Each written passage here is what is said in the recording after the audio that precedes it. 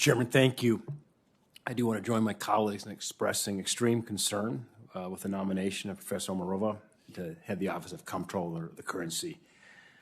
Professor's extreme views on energy, her desire to nationalize retail banking, to place government officials on private company boards, have the government set price controls on food, gas, and other everyday goods, and her hostility toward innovation in the digital currency space are just a few of the reasons that Montanans and the Americans should be very concerned about this radical nomination.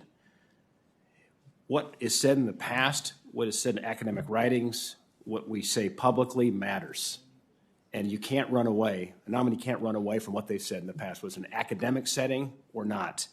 Each one of us here has run for public office. What we've said in the past, what we've written in the past matters. And that's what we use as a basis to determine if someone is qualified or not to serve in these very important capacities. In March of 2021 seminar, just 8 months ago, Professor Omarova stated with regard to oil, gas, and coal companies that, quote, "We want them to go bankrupt if we want to tackle climate change," end quote. That's very clear. In May of this year, Professor Omarova went further and called for debanking these industries, stating that, quote, "The way we basically get rid of these carbon financiers is we starve them of their source of capital," end quote. These are chilling statements and beliefs, and I believe they are disqualifying for someone seeking to hold such a powerful office. The fact that President Biden would even make such a nomination further solidifies how radically liberal and out of touch the mainstream views of the White House are. Professor Omarova, in a 2017 paper entitled "Bank Governance and Systemic Stability, the Golden Share Approach," you advocated for a fundamental structural reconfiguration of bank governance by giving the federal government a seat on the board of each systemically important banking organization. You specifically proposed that government, and I quote you, "take partial ownership stakes in firms in order to exercise voice in the deliberations and ultimately issue in firms' decisions," end quote.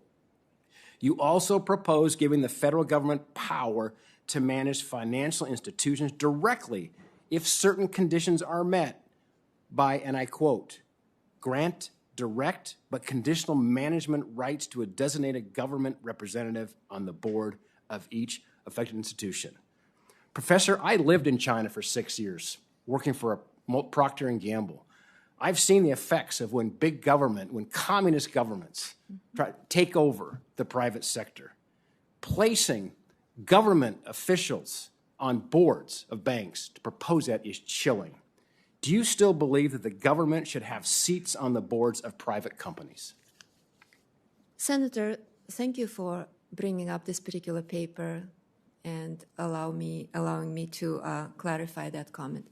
So the idea of a golden share did not come from China or from the Soviet Union. In fact, to me, it came from reading about Margaret Thatcher's government, their decision to introduce the golden share mechanism with respect to the newly privatized in the 1980s strategically important companies. This is where I drew my inspiration for the idea, just kind of to push the envelope a little bit, of thinking about if we can introduce a very contingent and very limited ability for the public voice in the in the governance of systemically important financial institutions only under situations when the financial stability, systemic stability, and national security are threatened. So I just want to be clear, okay, but you do still, and you put conditions to it, but you still believe that the government should, in some situations, have seats on the boards of corporations. Yeah, I'm with Margaret Thatcher on this one. I can't speak for Margaret Thatcher here this morning, but I got to believe if Margaret Thatcher had a vote on your nomination, she would be opposed to it.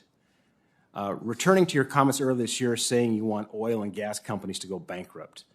In that statement, you specifically said you hope that small oil, gas, and coal companies go bankrupt. Your exact words were, quote, "a lot of the smaller players in the industry are going to probably go bankrupt in short order. At least we want them to go bankrupt if we want to tackle climate change." Professor, do you believe that is the role of the federal government to specifically target small family-owned businesses in an attempt to bankrupt them, destroying their livelihoods and the communities that they support. Senator, once again, like I said before, what I was actually saying in that comment was the opposite, that we need to find new ways of helping small energy companies get through the hard times so that their workers do not lose their jobs. That hurts local economies. I completely agree with— Wait a minute, you said at least we want them to go bankrupt if we want to tackle climate change. So that one sentence I already said. I'm sorry that I misspoke. It was not a well-phrased sentence, but the meaning, and I insist on that, I think the was meaning is pretty clear. different. Mr. Chairman, let me just close, if I might. The dominant theme of your career has been promoting very radical socialist ideas. The position you have been nominated for would put you in a position to implement some of these ideas. The thought of that is chilling, and this committee, in my opinion, should unanimously reject your nomination.